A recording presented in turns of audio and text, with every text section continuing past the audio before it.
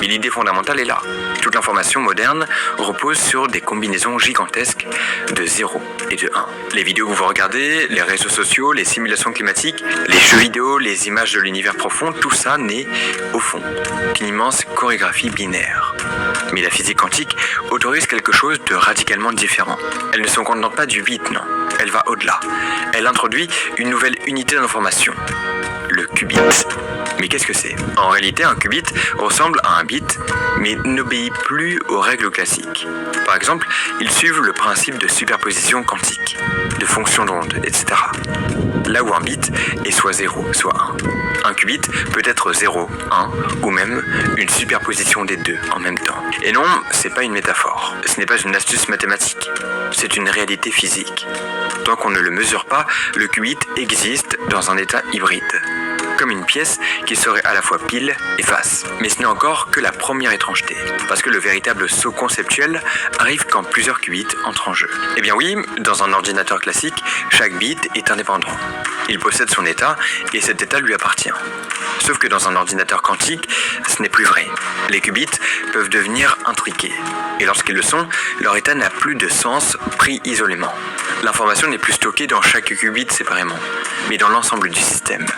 Et donc changer d'état d'un seul qubit intriqué, c'est modifier instantanément la description globale du système. Résultat, avec n qubits intriqués, l'ordinateur ne traite pas une configuration à la fois, mais un nombre astronomique de configurations simultanément. Ce n'est pas du calcul plus rapide, c'est du calcul différent. C'est cette combinaison, superposition et intrication, qui donne aux ordinateurs quantiques leur puissance unique. Ils deviennent capables de traiter des espaces de solutions gigantesques, notamment pour la factorisation des nombres, la simulation de molécules complexes ou l'optimisation de problèmes que les ordinateurs classiques abordent très difficilement. Mais alors comment l'ordinateur quantique calcule réellement ? Eh bien, il ne teste pas les solutions une par une, comme un ordinateur classique. Il prépare une superposition de toutes les solutions possibles. Puis, grâce à l'intrication et aux interférences quantiques, il fait interagir ces solutions entre elles. Certaines s'amplifient, d'autres s'annulent. Et à la fin, lorsqu'on mesure le système, la superposition s'effondre. Ce qui apparaît alors, ce n'est pas une certitude absolue, mais la réponse la plus probable. C'est comment faire résonner toutes les solutions possibles à la fois, jusqu'à ce que seule la bonne solution reste audible. Et oui, comme on l'a vu, en mécanique quantique, les résultats ne sont jamais totalement déterministes.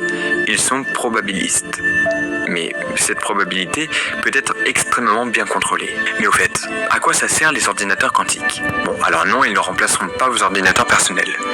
Ils ne sont pas faits en fait pour regarder des vidéos ou écrire des mails. S'ils existent, c'est pour résoudre des problèmes très spécifiques, là où l'information classique atteint ses limites.